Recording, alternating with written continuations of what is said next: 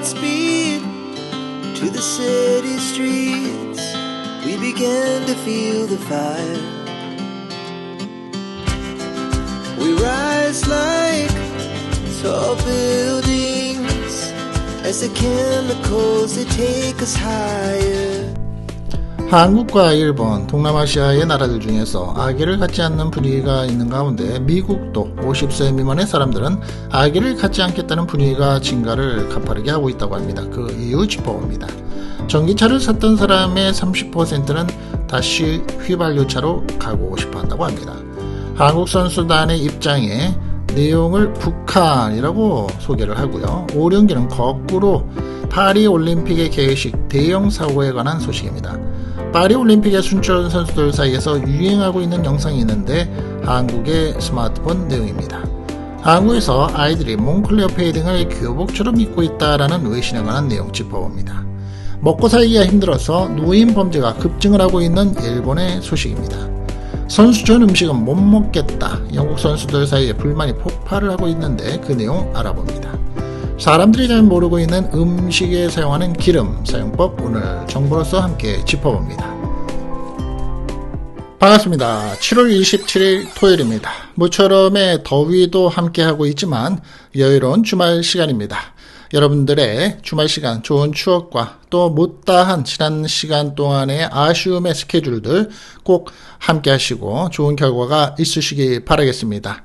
자, 오늘 영상도 끝까지 함께 해주시고요. 좋으셨으면 좋아요 버튼 함께 눌러주시면 저 역시 감사드리겠습니다. 첫 번째 소식입니다. 미국도 이 50세 미만, 사실 50세에서는 아기를 갖기가 힘든 연령이라고들 얘기를 합니다만 젊은 층도 포함이 되니까 말입니다. 한국과 일본하고 분위기가 비슷하게 미국도 이 아기를 갖지 않겠다는 분위기가 일어나고 또 높아지고 있다는 데이터 함께 짚어볼까요?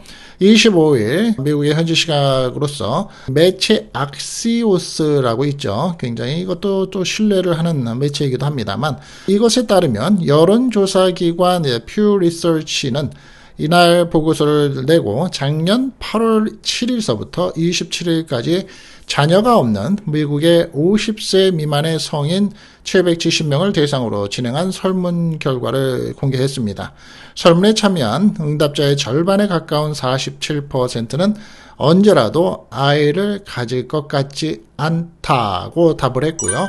자, 이것은 2018년 진행된 같은 조사보다도 10%포인트, 2021년 조사보다도 3%포인트 늘어난 비율이다라고 퓨 리서치가 얘기를 하고 있습니다.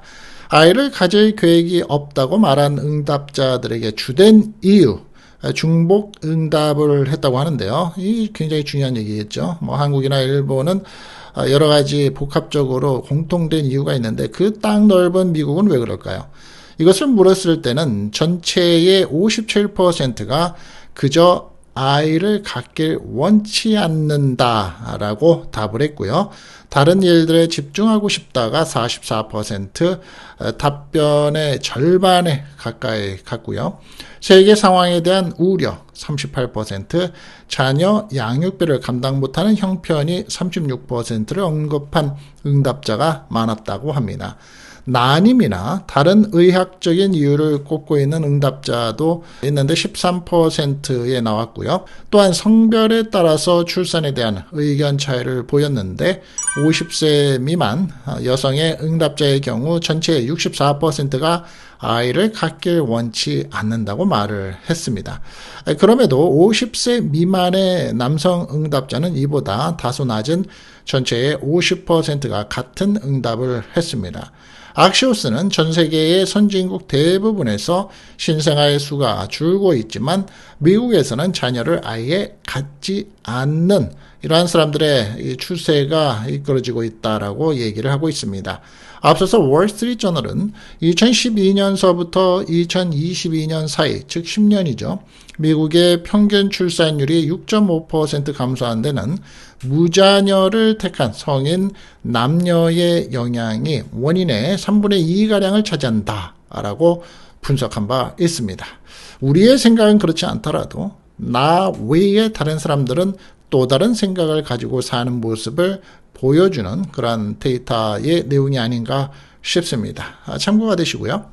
여러분들 전기차 소유하고 계시는 분들 많이 있으시죠? 만족도는 상당히 높은 편으로 얘기들을 보통 합니다만 그럼에도 불구하고 이 전기차 이슈가 상당히 큽니다. 미국에서 만약에 도널드 트럼프 전 대통령이 대통령으로 된다라고 하면 이 전기차 시장이 상당히 큰 변화가 있을 수밖에 없는 그런 모습도 있는데 이 전기차를 막상 샀던 사람의 10명 중에 3명은 다시 이 내연기관차 즉 휘발유차로 가고 싶어 한다라고 합니다.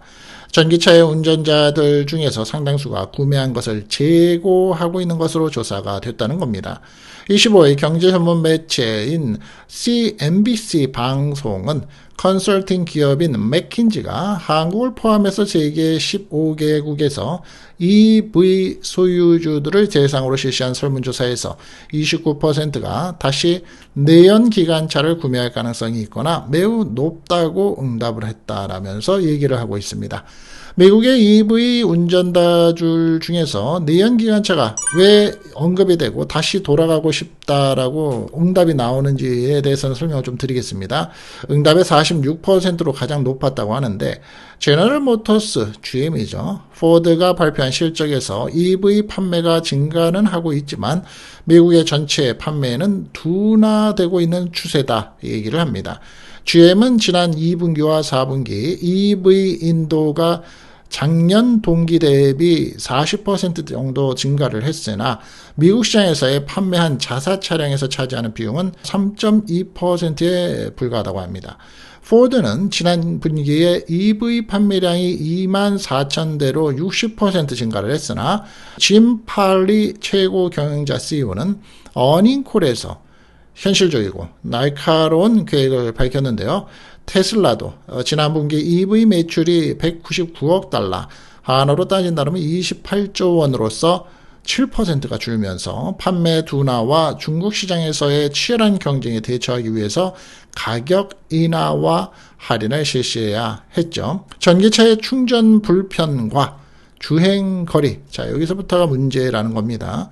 배터리의 수명으로 인해서 초기 구매자들이 기피할 수 있을 것으로 우려가 되고 있는 가운데 두 기업은 단기 생산과 판매의 전망치를 하향 조정하고 있다는 겁니다. 갤럽의 조사에서는 전기차의 구매를 검토하겠다는 내연기관차의 운전자가 2023년에 43%에서 올해 35%로 나왔다고 얘기를 하고 있고요. 또 미국의 성인 중 EV를 구매하지 않겠다는 응답도 지난 1년 사이에 41%에서 48%로 증가를 했다라는 겁니다. 만족도가 높으신 분들도 많이 있고 앞으로 전기차를 구매하겠다라고 생각하시는 분들도 분명히 많습니다. 저 역시 그 중에 한 사람이긴 합니다만 이 전기차의 판매량에 대한 이 구조와 또 전체적으로 이 전기차를 선호하는 구조가 좀 다르다라는 분위기를 볼 수 있는 건데요. 이것 또한 미래의 여러분의 라이프 스타일에 있어서 EV 전기차를 구매하시고자 하는 분들한테 조금이라도 참고가 되시는 데이터가 되시기 바랍니다. 프랑스의 파리 올림픽이 개최가 됐습니다. 그런데 문제점들이 계속 나오고 있는데 우리 대한민국으로서는 아주 큰 문제가 대형 사고라고 볼 수 있죠. 발생을 했습니다. 한국 선수단이 입장을 할 때, 자, 이 부분부터가 중요한 얘기인데요. 왜냐하면 전 세계의 사람들이 이 TV로 시청을 하는 사람들이 대부분이죠. 그런데 대한민국을 모르는 나라 사람들이라고도 있습니다. 분명히 있습니다. 그리고 노스 코리아인지 사우스 코리아인지를 헛갈려 하거나 I don't care이라고 해서 난 상관 안 해. 그저 한국 사람이겠지라고 생각하는 사람들도 분명히 많습니다. 그런데 아나운서의 실수인지 대본의 실수인지는 모르겠습니다만 분명히 남한에 대해서 북한이라고 언급을 했다면 큰 실수죠. 또한 이 오륜기 즉 올림픽기를 거꾸로 매달아서 게시를 하는 또 사고가 한꺼번에 일어난 겁니다. 전세계 스포츠인의 축제 2024년 파리 올림픽 개회식에서 대한민국을 북한으로 소개를 하고 올림픽 키를 거꾸로 다는 등 웃지 못할 해프닝이 벌어졌습니다. 파리올림픽이 27일 오전 2시 30분 한국 시간으로서 프랑스의 파리 센강 일원에서 막을 올렸는데, 이날 개회식은 올림픽 역사상 최초로 야외에서 열렸고, 노틀담 대성당과 루브르 박물관, 오르세 미술관 등 파리의 명소들이 하나의 무대가 됐습니다. 그런데 논란의 장면도 여러 나왔는데, 먼저 48번째로 입장한 한국 선수단을 북한으로 소개하는 황당한 일이 발생을 한 겁니다. 한국이 48번째로 순서를 생강을 가를 때 장내 아나운서가 북한의 프랑스어와 영문 국호인 Democratic People's Republic of Korea로 소개를 한 겁니다. 프랑스어는 제가 좀 무식해서 발음을 할 수가 없어서 자막으로 대신합니다. 애초에 한국은 프랑스어로, 영어로는 Republic of Korea로 소개될 예정이었다고 합니다. 반면에 153번째로 입장한 북한은 장내 아나운서가 북한은 프랑스어와 영어 모두 제대로 호명을 한 겁니다.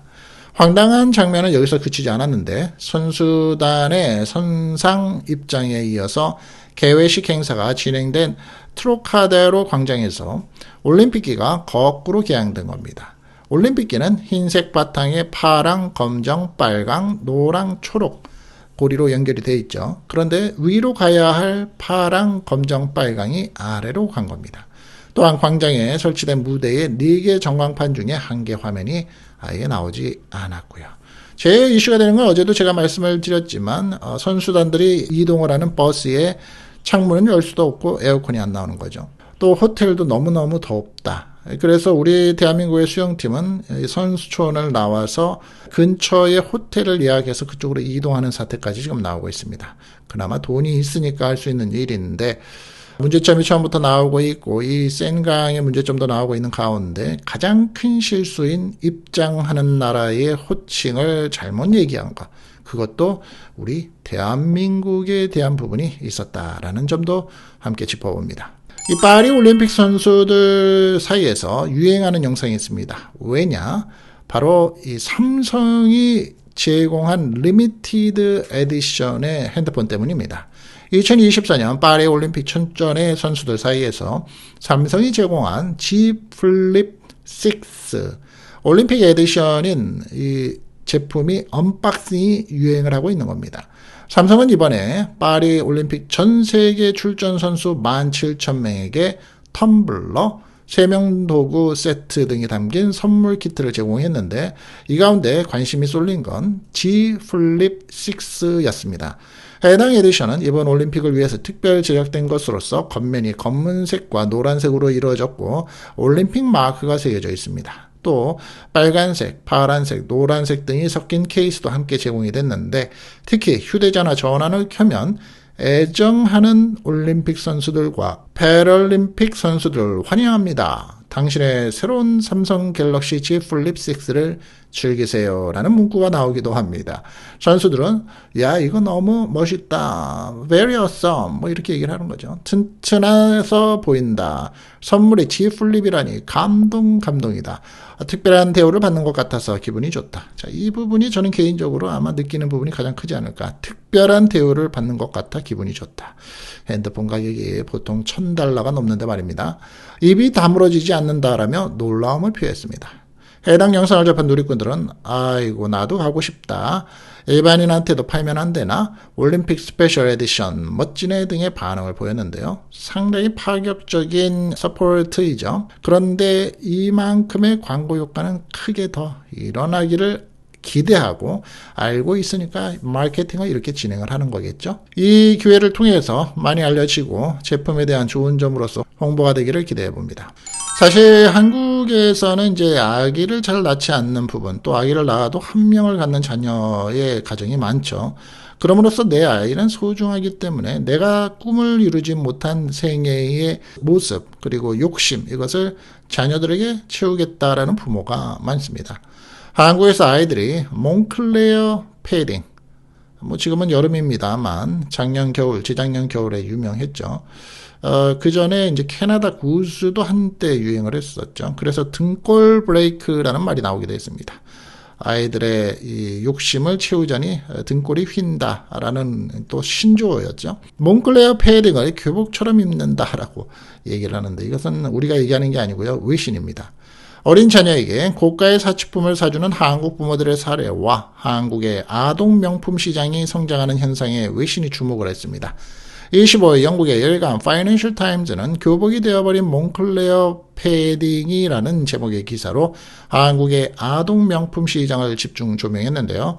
한국의 출산율은 떨어지고 있지만 자녀를 위한 사치품에 돈을 쓰는 부모가 늘어나면서 아동 명품 시장이 성장하고 있다는 설명입니다. 매체는 세계은행 자료 기준으로서 출산율 꼴찌인 한국이 점점 부유해지면서 적은 숫자의 자손들을 위해서 사치품에 돈을 쓰고 있다라고 설명을 하는 겁니다. 유로모니터의 뷰티 패션 컨설턴트인 리사 홍은 한국의 출산율은 계속 떨어지고 있지만 아동명품 시장은 계속 성장하고 있다며 많은 가정의 아이가 단 한 명이고 아이를 위한 최고급 제품을 선택하면서 첫 명품 소비 연령이 내려가는 것이다 라고 풀이를 한 겁니다. 또한 파이낸셜 타임즈는 여러 명품 브랜드들이 BTS로부터 블랙핑크 등 K-팝 스타들을 앰버서더로 영입을 해서 20대에서 30대를 공략하고 있다라며 K-팝 아이들의 광고가 사치품에 대한 갈망을 불러일으키고 있으며 젊은 소비자들에게 각인되는 것이라고 설명을 하고 있네요. 이어서 인플루언서 역시 이런 추세에 영향을 준다라고 얘기를 합니다. 실제로 유로모니터에 따르면 1인당 지출 기준으로서 한국은 전 세계 고급 아동복 시장에서 가장 빠르게 성장하는 곳 3곳 중에 한 곳이라고 합니다. 지난 5년간 연평균 성장률이 5%를 초과했는데 중국과 터키에 이어서 그 다음으로 높다고 합니다. 또한 파이낸셜 타임즈에 따르면 지난해 3대 백화점, 신세계백화점, 롯데백화점, 현대백화점이죠. 한국에. 이 3대 백화점의 지난해에 아동용 명품 매출이 모두 2자릿수 성장을 기록했다라고 얘기를 합니다. 지난해 현대와 신세계의 고급 아동용 브랜드 매출은 전년 대비 각각 27%와 15% 증가를 했고 롯데는 유모차 등 아동 프리미엄 품목의 매출이 무려 25%나 늘었다고 합니다. 한 명품업체의 한국지사 전 대표는 매체에서 한국의 사회는 경쟁이 치열하고 한국인들은 사람들 눈에 띄고 싶어 한다. 명품은 이런 사람들을 위한 좋은 수단이 됐다라며 몽클레어 패딩은 10대 청소년의 교복이 됐다라고 말을 합니다. 이에 파이낸셜 타임즈는 이러한 현상이 아이들을 버릇없게 만들 수도 있다며 제 얘기가 아닙니다. 파이낸셜 타임즈에서의 얘기가 그렇습니다.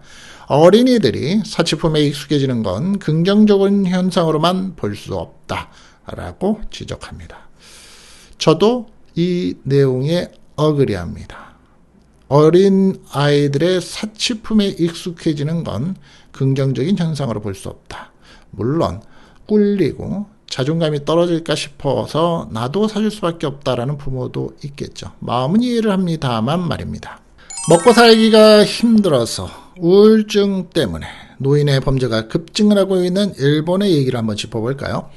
일본에서 도합 227세의 노인 절도단 3인이 당국 경찰에 붙잡힌 가운데 일본에서 급증하고 있는 노인 범죄율의 원인이 고령 인구의 외로움과 가난에 의한 것이다 라고 분석이 나오고 있습니다. 24일 일본의 홋카이도 뉴스에 따르면 우미노 히데오 88세, 마찌다 히데미 70세, 와타나베 케니치 69세 등 3명의 노인은 홋카이도 삿포로시의 빈집에 침입해서 물건을 훔친 혐의로 지난 17일 체포가 됐다고 합니다.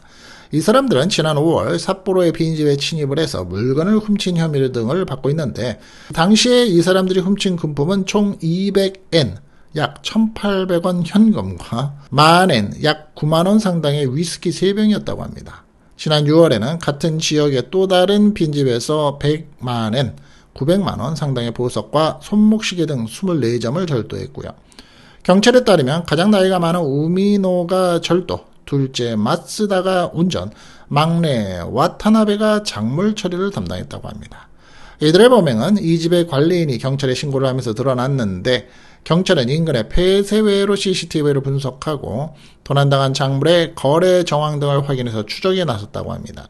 이후에 용의자를 3명으로 특정을 했고 이 경찰 관계자에 따르면 이 사람들은 교도소에서 복역 중에 알게 된 사이로서 경찰의 생계를 위해서 범행을 저질렀다고 진술한 것으로 알려졌습니다. 이 사람들의 체포 소식은 온라인상에서도 화제가 되고 일본 네티즌들은 경찰이 수사 과정에서 이 사람들을 G3S, G3S라는 암호명으로 불렀다는 보도에 주목을 했습니다. 왜 그랬을까요? G3S. 이것은 일본어로 할아버지, 즉 지산스와 발음이 같다고 합니다. 최근에 일본에서는 노인 범죄율이 급증하고 있는데 일본의 65세 이상 인구의 범죄 비율은 1989년 2.1%에서 2019년에 22%로 급증을 했다고 합니다. 전문가들은 고령 인구의 증가로 인한 외로움과 가난이 이러한 추세의 원인이다라고 입을 모으고 있네요. 일본의 얘기이긴 합니다만 우리의 미래의 모습일 수도 있죠. 그리고 외로움과 가난이라는 게 남 얘기가 아닐 수도 있습니다. 세상 살면서 내일일은 모르는, 우리가 앞날을 모르는 상황에서 늘 살고 있기 때문에 오늘의 여유로움이 내일의 빈곤이 될 수도 있기 때문입니다. 선수촌 음식을 못 먹겠다라는 또 불만들이 많이 터져 나오고 있습니다. 영국의 선수들의 불만 내용을 한번 들어보시겠습니다. 프랑스 하면 뭐죠? 바로 먹거리의 나라, 미식가의 나라라고 얘기합니다. 프랑스에서 열리는 파리올림픽에 참가한 영국 선수단이 음식에 큰 불만을 보이고 있다라고 일간 더 타임즈가 26일 보도를 했네요. 영국의 국가올림픽인 영국 올림픽협회의 앤디 앤슨 최고 경영자는 이 신문에 계란, 닭고기, 특정 탄수화물 등이 충분하지 않고 선수에게 생고기가 제공되는 등 음식 품질의 문제도 있다면서 며칠 내로 극적인 개선이 필요하다라고 지적을 하고 있습니다. 이어서 선수들이 선수촌 인근에 영국이 별도로 마련해둔 우리 훈련소에 가서 식사하고 있다라면서 점심만 먹고 가는 게 아니라 선수촌 식당에는 아예 못 가겠다라며 저녁 먹거리까지 싸간다라고 합니다. 그는 음식 수요가 예상보다 훨씬 많아서 추가로 요리사를 불러오기도 했다라고 밝히고 있는데요. 선수촌은 하루에 4만 끼를 지원하며 주 식당은 3,300석 규모라고 합니다. 파리올림픽 조직위원회는 탄소 발자국을 줄이기 위해서 선수촌 식장의 메뉴의 채식 비중을 높였다고 전하고 있습니다. 꼭 이렇게까지 해야 되는지, 탄소 발자국을 줄이기 위해서. 익명을 요구한 한 영국 선수는 지난번 도쿄올림픽에서 질서가 있었는데 여기서 며칠 지내보니 사람이 한꺼번에 몰려서 난리통이었다라면서 이번 올림픽은 지속 가능성을 높였고 채식 중심이라고 하던데 피크타임에 가면 닭고기 한 조각을 못 먹는다라고 말을 합니다. 이와 관련해서 선수촌 음식 공급업체인 소덱스 라이브는 현지 매체에 의해서 선수들의 의견을 진지하게 받아들인다라면서 음식 공급을 늘리기 위해서 노력을 하겠다라고 강조를 했는데 우리 대한민국은 어떨까요? 바로 우리 대한민국은 한식을 제공하기 위해서 한국에서 음식 재료들을 다 공수하고 요리사들이 가죠. 그렇지만 다른 경제적으로 어려운 나라들은 어떻게 할까요? 여러분들 집에서 요리를 하시면서 샐러드를 드시면서 쓰는 게 이제 바로 기름입니다. 오일이죠. 그런데 한국 같은 경우에도 미국 같은 경우에도 참 많은 오일 종류가 있습니다. 아보카도의 오일, 또 해바라기 씨, 포도씨유, 들기름, 식용유, 참기름 이런 거 많죠. 그런데 이것에 대한 정보를 좀 알아두시면 좋을 것 같습니다. 여러분들 요즘에 대세인 올리브 오일, 그렇죠? 올리브 오일은 여러 종류가 있습니다. 병에 보여주고 있는 라벨에 써 있죠. Extra Virgin Pure 뭐 이렇게 써 있습니다. 그러면 종류가 어떤지 한번 들어보시겠습니다. 엑스트라 버진 오일은, 이 올리브 오일은 올리브 열매를 추출해서 최초로 흘러나온 오일입니다. 올리브 열매를 세척한 후 갈아서 압착기 또는 원심 분리기에 넣고 추출할 때 가장 먼저 나오기 시작하는 기름이기 때문에 산도가 가장 낮습니다. 일반적으로 엑스트라 버진 올리브 오일은 열에 취약해서 폴리페놀 성분이 풍부해서 생으로 섭취하는 것이 좋다고 합니다. 따라서 이것을 드실 때는 엑스트라 버진 오일은 바로 샐러드에만 드셔야 되는 거죠. 계란 후라이 하실 때 하시면 안 되는 거죠. 다음으로는 버진 올리브 오일이 있습니다. 그 다음 단계인 버진 올리브 오일은 산도가 0.8% 이하인 엑스트라 버진 등급 이후에 더 강하게 짜낸 기름으로서 산도가 0.8에서 2% 구간에 해당합니다. 그런데 산도가 높아서 발열점이 낮기 때문에 가열에 조리하면 안 됩니다. 발열점은 기름을 가열했을 때 연기가 나기 시작하는 온도를 말하는데 170도 이상의 열이 가해져 발열점을 넘어가면 벤조피렌이라는 발암물질이 나와서 트랜스 지방이 생길 수 있기 때문입니다. 올리브 오일에 있는 영양성분이 타버릴 수 있는 위험이 있는 겁니다. 자, 다음으로는 퓨어 올리브 오일이 있죠. 산도 2% 이상인 기름을 퓨어 올리브 오일이라고 부르는데 찌꺼기도 많고 냄새도 많습니다. 퓨어 올리브 오일은 올리브 열매에서 마지막으로 받아낸 기름이라고 할 수 있습니다. 이기 때문에 정제 과정을 거치는데 이 과정에서 폴리페놀 등의 성분은 거의 대부분 사라집니다. 산도가 높기 때문에 드레싱처럼 생으로 먹으면 안 되고요. 다만 발연점이 190도에서 220도라서 이보다 낮은 온도가 요구되는 볶음, 부침 등의 가열 조리 용도로 사용이 가능합니다. 마지막으로 이 포마스 올리브 오일이 있습니다. 압착 공정으로서 기름을 짜내어 추출하고 나면 으깨진 올리브 껍질 가루들만 남게 되는데 이를 포마스 올리브 오일이라고 합니다. 이 올리브 오일은 화학 공정이 아니고서는 더 이상 기름을 짜낼 수가 없습니다. 그래서 포도씨유나 해바라기 씨유와 같은 식물성 중자유를 만드는 과정과 동일하게 핵산 공정 과정을 거쳐서 오일을 추출합니다. 그리고 탈색 등의 화학 처리로 산도가 낮은 오일을 완성하기 때문에 포마스 올리브 오일은 정제 과정의 이러한 내용에 산도가 0.05%에서 0.3% 이하가 산도이며 발열점은 230도로서 부침이나 튀김 등 가열 조리용의 식용유로 사용할 수 있다라는 겁니다. 그러니까 올리브 오일의 종류는 4가지인데 아무거나 막 쓰시면 안 됩니다. 쌓이고 쌓이다 보면 내 몸에 해롭고 맞지 않은 결과가 나올 수밖에 없다라는 거 꼭 알아두시기 바랍니다. 제가 지난 방송을 수년 동안 해오면서 한 2-3번 지금 말씀을 드리는 것 같습니다. 못 보신 분들이 있기 때문에 가끔 제가 꼭 강조를 하는 내용입니다. 자, 오늘 영상 여기까지 함께 끝까지 해주신 여러분께 대단히 감사드리고요. 주말 시간이 시작되었습니다. 못다한 꿈, 못다한 내 주변의 일들 꼭 채워지시기를 바라고요. 늘 건강 챙기시기 바라겠습니다. 감사합니다. 다음 시간에 뵙겠습니다. Our hearts beat to the city streets. We began to feel the fire. We rise like tall buildings as the chemicals they take us higher.